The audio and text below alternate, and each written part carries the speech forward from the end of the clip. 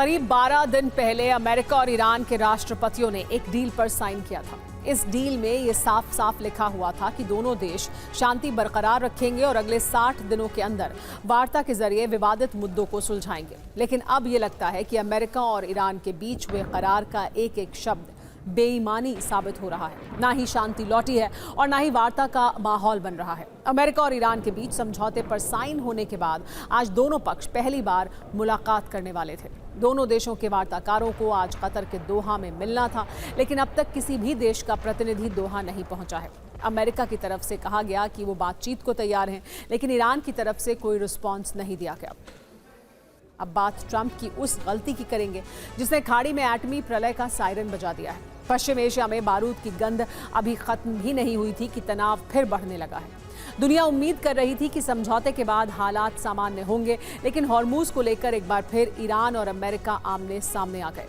Hormuz के पास ईरानी सैन्य ठिकानों को अमेरिका ने निशाना बनाया, लेकिन कहते हैं ना, कूटनीति की बाजी में एक गलत चाल पूरा खेल बदल सकती है। और ट्रंप की यही गलती अब अरब में एटमी विध्वंस की कहानी लिखने जा रही है, क्योंकि ईरान को मिल गया है वो मौका जिसकी तलाश में मुश्तबा कब से बैठे थे। आखिर क्या है ये पूरा मामला, हमारी इस रिपोर्ट में देखिए। बात साफ है कि अगर समझौते के बाद भी दोनों पक्ष सैन्य तैयारी जारी रखें तो कागज पर लिखा सीज फायर जमीन पर ज्यादा देर टिक नहीं सकता है। और अब कुछ ऐसे ही हालात एक बार फिर फारस की खाड़ी में बनते दिखने लगे हैं। जब तक दोनों कंट्रीज इस बात को नहीं मानेंगी कि एमओयू को आगे, पहले तो एमओयू को ही इम्प्लीमेंट करना उनका रिस्पॉन्सिबिलिटी है, तो ये एमओयू बेकार है। और उसका सीधा सीधा blame as far as I am concern Trump को जाता है, क्योंकि ये लड़ाई ट्रंप की है। ये लड़ाई सिलेक्शन की है, चॉइस की है by Trump. Trump is the culprit.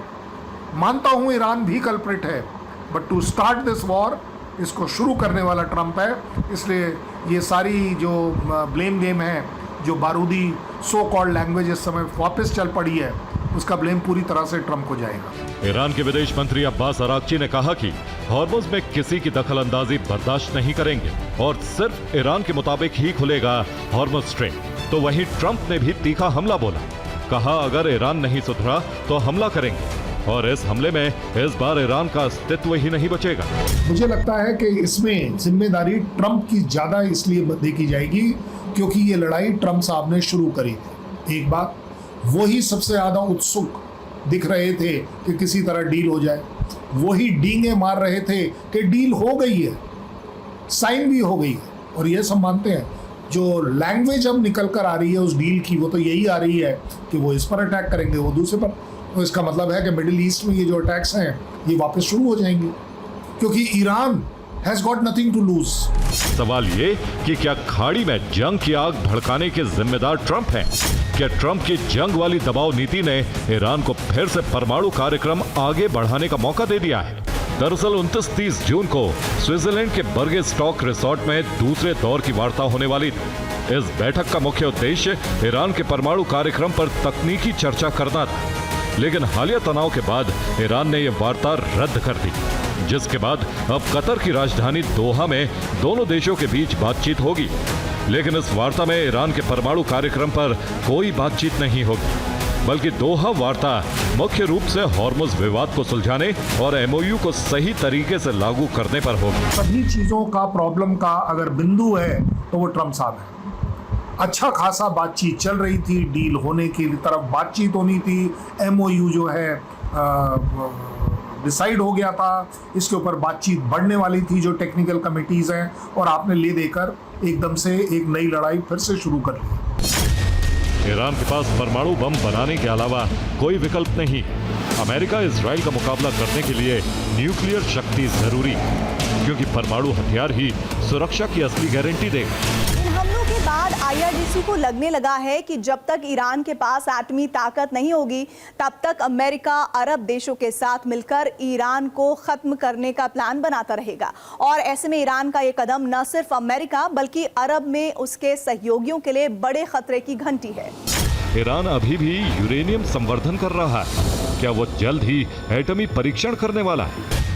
11 मार्च को ईरान के राष्ट्रपति मसूद पेजेश्कियान ने कहा था, यूरेनियम संवर्धन ईरान का संप्रभु अधिकार है। 22 मार्च को विदेश मंत्री अब्बास अरागची ने कहा था कि संवर्धित यूरेनियम ईरान से बाहर नहीं जाएगा।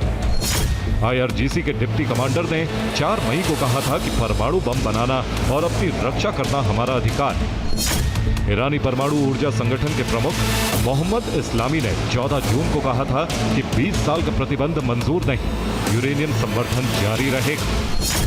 वहीं 19 जून को मुख्य परमाणु वार्ताकार अली बाघेरी कानी ने कहा था कि अमेरिका से बातचीत सिर्फ बराबरी के स्तर पर होगी। अमेरिका और ईरान के बीच एक बार फिर तल्खी इस कदर बढ़ चुकी है कि दोनों ही तरफ से सैन्य तैयारियों को धार देना शुरू कर दिया गया है। ईरान जहां अपनी मिसाइल, स्पीड बोट्स और ड्रोन्स की तैनाती हॉर्मुज में कर रहा है, तो वहीं अरब सागर में अमेरिकी फाइटर जेट्स की गड़गड़ाहट सुनाई दे रही है। यानी पश्चिम एशिया में महासंग्राम की बिसात एक बार फिर बिछनी शुरू हो गई है। ईरान के भीतर विरोध का बारूद फट गया है। ईरान की सुपर पावर संस्था मजलिस के 60 से अधिक कट्टरपंथी धर्मगुरुओं ने मोर्चा खोल दिया है। अब सवाल ये उठ रहा है कि क्या नए सुप्रीम लीडर मुश्तबा खामेनेई इस समझौते को बचा पाएंगे या मजलिस की जिद के आगे करार होने से पहले ही दम तोड़ देगा। सवाल उठ रहा है कि क्या गरजती मिसाइलों के बीच वार्ता संभव है? क्या हॉर्मुज पर ईरान के पूर्ण नियंत्रण के बीच वार्ता संभव है? क्या अमेरिका ईरान में बढ़ती तनातनी के बीच वार्ता संभव है? क्या ईरान की मजलिस के ऐतराज के बीच वार्ता संभव है? मजलिस ए खोबरेगान ए रहबरी ईरान की सबसे शक्तिशाली संस्था है, जिसमें 88 इस्लामी धर्मगुरु होते हैं, जिनका मुख्य काम सुप्रीम लीडर को चुनना, उनकी निगरानी करना और अक्षम होने पर उन्हें पद से हटाना है। अब मजलिस के 84 में से 60 से अधिक सदस्यों ने एक संयुक्त बयान जारी किया है, जिसमें अमेरिका के साथ हो रही बातचीत का विरोध किया है। सभी ने कहा है ये समझौता नए सुप्रीम लीडर मुश्तबा खामनेई द्वारा तय की गई रेड लाइंस का उल्लंघन, जबकि विदेश मंत्री अब्बास अरागची ने कहा है कि देश की चरमराती अर्थव्यवस्था को बचाने और प्रतिबंध हटवाने के लिए ट्रंप प्रशासन से MOU पर डील करना बेहद जरूरी है। लेबनान में जंग रुकवाने की हर कोशिश बेकार हो रही है। हिजबुल्लाह और इजराइल दोनों की तरफ से शांति की कोई कोशिश नहीं हो रही है। इजराइल ने अब लेबनान के गांवों को खाली कराने की नई रणनीति बनाई है। इजराइल अब ऐसे हथियारों को लॉन्च कर रहा है जिससे मामूली धमाके होंगे और आग लगेगी। इजराइल ने अब थर्मल बलून का इस्तेमाल भी शुरू कर दिया है। कोशिश है कि दहशत की वजह से लोग गांव खाली कर दें। थर्मल बैलून हवा के साथ दिशा तय करते हैं। बैलून में विस्फोट या गैस भरी जा सकती है। जमीन पर जहां तहां बैलून गिरने से आग लगती है। थर्मल बैलून्स बेहद सस्ते हथियार हैं। इससे बड़े इलाके में तबाही हो सकती है। जंगल और कई इलाकों में आग लग सकती है। इजराइल का मकसद गांव खाली कराना है। इजराइल ने फ्रॉन शहर पर हमला किया। फ्रॉन को पायलट जोन के तौर पर चुना गया था। समझौते के तहत हिजबुल्लाह को इलाका खाली करना था। इजरायली हमले में मरने वालों की संख्या बढ़कर 4,247 हो गई है और 12,195 लोग घायल हुए। और अब खबर यूक्रेन वॉर फ्रंट से। यूक्रेन ने पिछले साल रूस की अर्थव्यवस्था को बेहद कमजोर करने का मिशन शुरू किया था। रूस ने 2025 में तेल संकट की सुनामी को तो संभाल लिया था, लेकिन अब 2026 में हालात फिर बेकाबू होते जा रहे हैं। यूक्रेन के सीरियल अटैक्स ने अपना असर दिखाना शुरू कर दिया है। रूस में फिर तेल की भारी किल्लत है। पुतिन को तेल और गैस के निर्यात पर रोक लगाने के लिए मजबूर होना पड़ा है। अभी करीब 20% रिफाइनिंग क्षमता ही कम हुई है। यूक्रेन का मकसद इसे 50% तक ले जाना है। यूक्रेन ने फिर 2 बड़ी रिफाइनरी को निशाना बनाया है और यह संदेश दे दिया है कि पुतिन का बातचीत की टेबल पर जल्द आना ही रूस को मुसीबत से उबार सकता है। पुतिन ने कहा है कि रूस एक मुश्किल वक्त से गुजर रहा है। पुतिन ने कहा है कि रूस की परीक्षा ली जा रही है और उसे एक ऐसी वैश्विक ताकत के तौर पर खत्म करने की कोशिशें हो रही हैं जो हमेशा बुराई के रास्ते में खड़ी रही हैं। रूस ने कुछ समय के लिए पेट्रोल और केरोसिन के एक्सपोर्ट पर रोक लगा दी। डीजल के एक्सपोर्ट पर पूरी तरह रोक लगाने पर विचार चल रहा है। घरेलू फ्यूल मार्केट पर नजर रखने के लिए एक खास हेडक्वार्टर बनाया गया। अमेरिका ईरान के साथ वार्ता में व्यस्त है। दोनों देशों में जल्द समझौते की उम्मीद है। ईरान से समझौते के बाद अमेरिका रूस से संपर्क करेगा। अमेरिकी प्रतिनिधि मॉस्को आ सकते हैं।